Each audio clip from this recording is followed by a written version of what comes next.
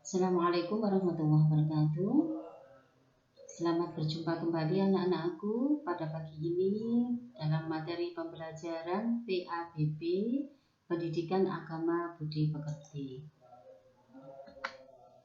Sebelum pembelajaran dimulai, anak-anak, agar kita mendapatkan ridha Allah, dimudahkan dengan apa yang kita pelajari dan kita bisa memahaminya, maka kita harus berdoa dulu ya anak-anak. Ayo kita berdoa bersama-sama. Rabbi zidni ilma warzuqni fahma. Anak-anak, pagi ini kita akan mempelajari KD yang kedua, yaitu 3.1.2, babnya jujur dan menepati janji. Sebelumnya kalian buka dulu buku PAI atau PABB yang ada di halaman 28 dan 37. Tentu saja kalian juga siapkan buku catatannya ya. Tujuan pembelajaran kita kali ini, ya, setelah kalian mengikuti pembelajaran, kalian simak dengan baik, maka kalian bisa menjelaskan arti jujur dan dalilnya, menjelaskan manfaat sikap jujur, mengetahui kebalikan sikap jujur dan akibatnya.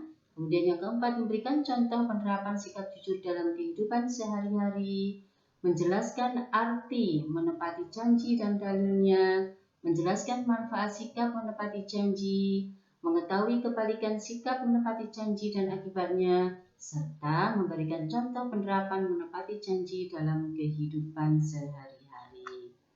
Oke anak-anak, kita mulai bab 2 ini ya dengan melakukan renungan dulu anak-anak.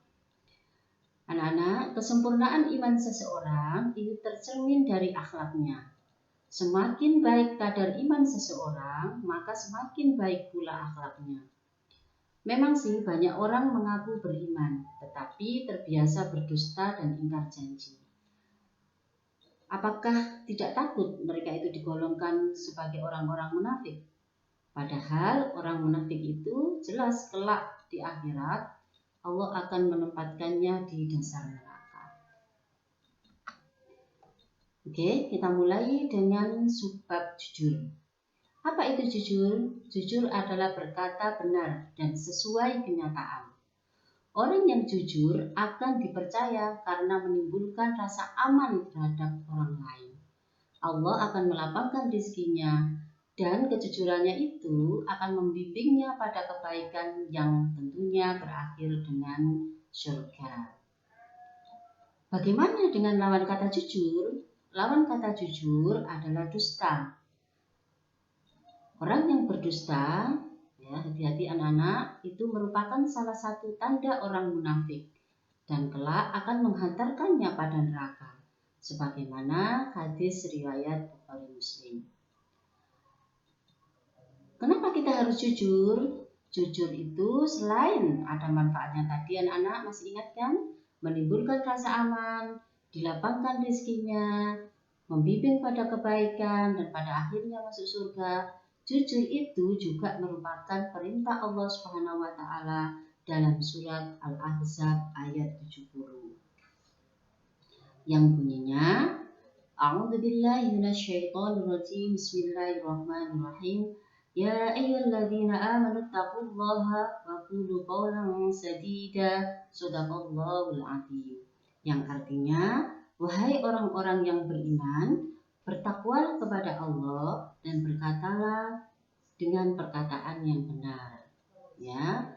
Bagaimana dengan penerapannya dalam kehidupan sehari-hari? Banyak anak-anak, ya, banyak sikap yang bisa kita lakukan dengan kejujuran.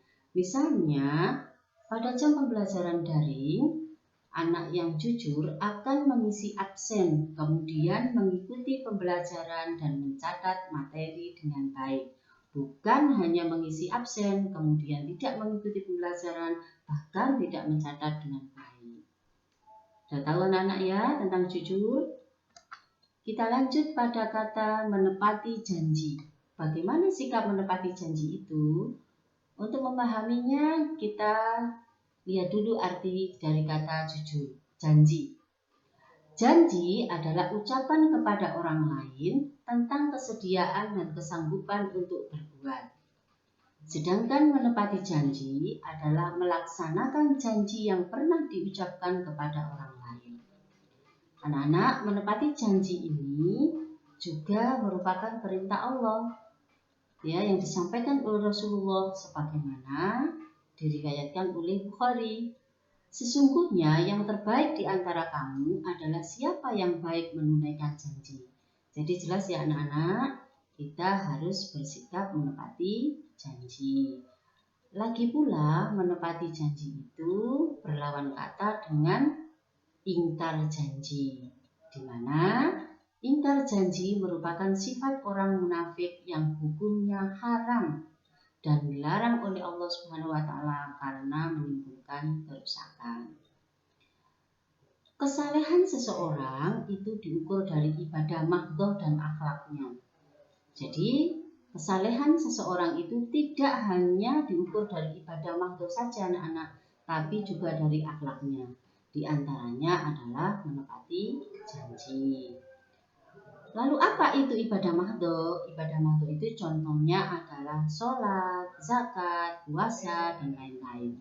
Jadi kalau kamu menjadi orang muslim yang baik, yang memiliki akhlak yang baik, orang yang soleh, maka anak-anak harus melaksanakan ibadah mahdhah dengan baik dan berperilaku yang baik pula. Di antaranya, jika berjanji, anak-anak harus menepati janji. Janji itu adalah hutang dan harus dipertanggungjawabkan sampai di akhirat.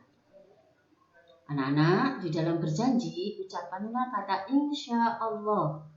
Kenapa anak-anak? Karena manusia hanya bisa merencanakan, bisa berusaha untuk menepati janji. Sedangkan hasil akhir atau penentunya tetaplah pada Allah Subhanahu wa taala. Kita tidak tahu anak-anak apa yang akan terjadi nanti. Jika lupa bagaimana? Lupa yang maksudnya tidak sengaja loh anak-anak. Maka kita harus minta maaf dan menjelaskan ya, kenapa kita bisa lupa? Kenapa sampai kita lupa? Karena apa anak-anak? Allah mengancam orang-orang yang ingkar janji dengan azab yang pedih. Sebagaimana dalam Quran surat Ali Imran ayat 77.